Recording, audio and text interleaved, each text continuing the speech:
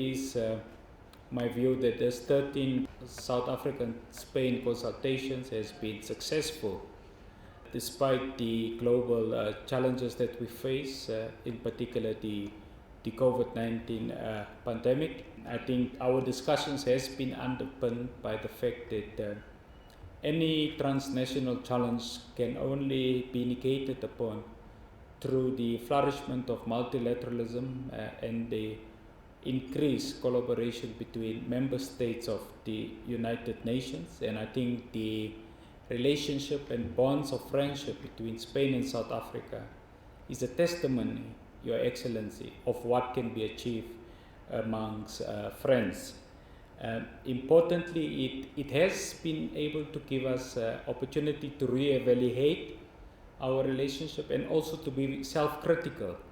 And I have said it, Your Excellency, that under our stewardship, we should not allow 3 years to pass before we engage in important issues, important matters for Spain, important matters for South Africa, for Europe, for Africa, and for the rest of the world.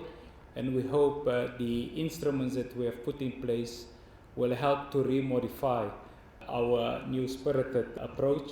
I am, of course, deeply indebted by the working groups actually have performed, because the working groups is those full-time officials in the diplomatic community and in the public service that ultimately must help us to realize our noble objectives.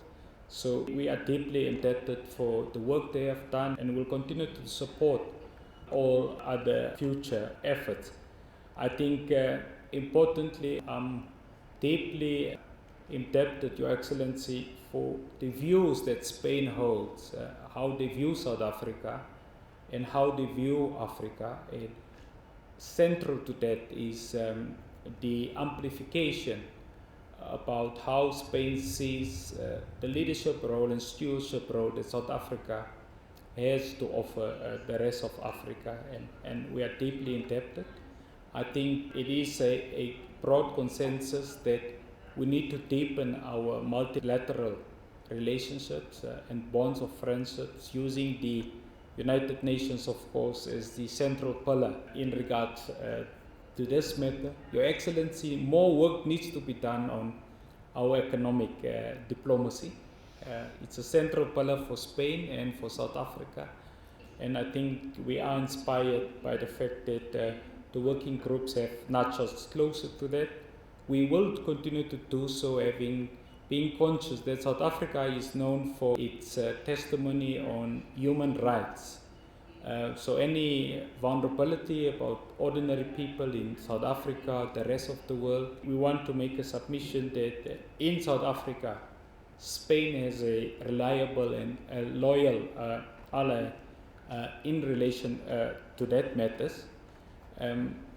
Lastly, Your Excellency, what is quite key and critical, and I need to say it to you because the International Day of Women declared by the United Nations have said what is pivotal is to have more women in leadership of our society, leadership in government, and the fact that we in South Africa recognize the triple oppression of women as a key matter that must be resolved. That in South Africa, women used to be oppressed because of their race, they used to be oppressed because of the class or because of their gender.